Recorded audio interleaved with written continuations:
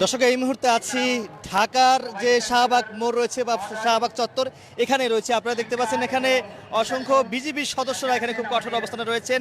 কিছুক্ষণের মধ্যে পহেলা বৈশাখের যে আনন্দ শোভাযাত্রা সেটি কিন্তু ঢাকা বিশ্ববিদ্যালয়ের যে চারুকলা রয়েছে সেখান থেকে আসলে শুরু হবে।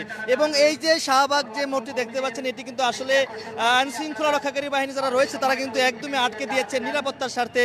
এবং দেখতে পাচ্ছেন এখানে হাজার হাজার মানুষ আজকে পহেলা বৈশাখের যে শোভাযাত্রা সেটি আসলে এই শোভাযাত্রায় অংশগ্রহণ করার জন্য কিন্তু এখানে তারা এসেছেন। আমরা কিন্তু সেটি গ্লোবাল টেলিভিশন ফেসবুক পেজে সরাসরি দেখানোর চেষ্টা করছি।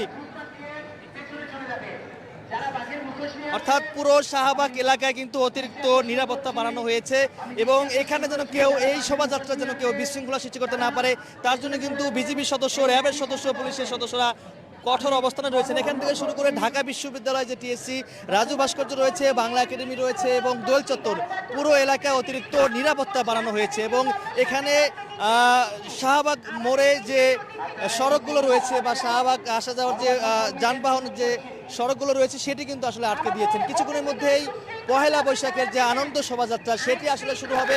এবং আপনারা জানেন যে গত শনিবার রাতে আর শুক্রবার দিবাগত রাতে আসলে ফেসিবাদের যে মুখাবয় আগুন ধরিয়ে দেয় তারপরে কিন্তু আবার একদিনের মধ্যেই ফেসিবাদের মুখাবয় কিন্তু তৈরি করা হয়। তো সেই ফেসিবাদের মুখাবয় নিয়ে কিন্তু পয়লা বৈশাখের আজকে আনন্দ শোভাযাত্রা সেটি কিন্তু আসলে শুরু হতে যাচ্ছে। যদি একটু দেখাই, দর্শক দেখতে পাচ্ছেন বিজিবির সদস্য এবং পুলিশ সদস্য এবং সোয়াট টিমের সদস্য এবং বিভিন্ন বাহিনীর সদস্যরা কিন্তু পুরো এলাকায় খুব কঠোর অবস্থানে রয়েছেন। ফুটপাত দিয়ে পেছনে চলে যান, বাঘের মুখোশ যারা বহন করছে তারা ফুটপাত দিয়ে পেছনে চলে যান। আমাদের সম্মানিত শিক্ষার্থী বাঘের মুখোশ যারা বহন করছেন, ফুল যারা বহন করছেন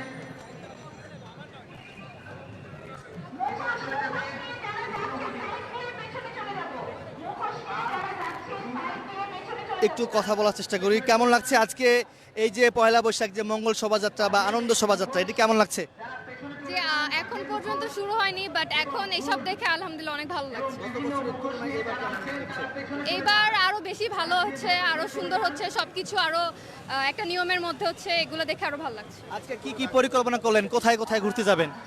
আজকে মূলত এই র্যালিটা দেখবো, মঙ্গল শোভাযাত্রা দেখবো, এটাতেই আর কি, এটা দেখার জন্যই মেইনলি এখানে আসা, তারপর কি ঘোরাঘুরি হবে। জি, পয়লা বৈশাখ নিয়ে কিছু বলেন। পয়লা বৈশাখ আসলে বেশ কয়েক বছর ভালো মতো করতে পারিনি, এখন এবার যে একটা আনন্দ নিয়ে আসছি, আশা করি ইনশাল্লাহ শেষ পর্যন্ত ভালোভাবেই পার করতে পারবো। কেমন লাগছে? খুবই ভালো লাগছে, ফার্স্ট টাইম ঢাকাতে আর কি পয়লা বৈশাখের মঙ্গল শোভাযাত্রা দেখা হচ্ছে, খুবই ভালো লাগছে। দর্শক যেমনটি দেখছেন যে এখানে বিভিন্ন রঙের শাড়ি, বিভিন্ন রঙের কাপড় পরে এখানে সকল বয়সের মানুষ কিন্তু আসলে এই শাহবাগ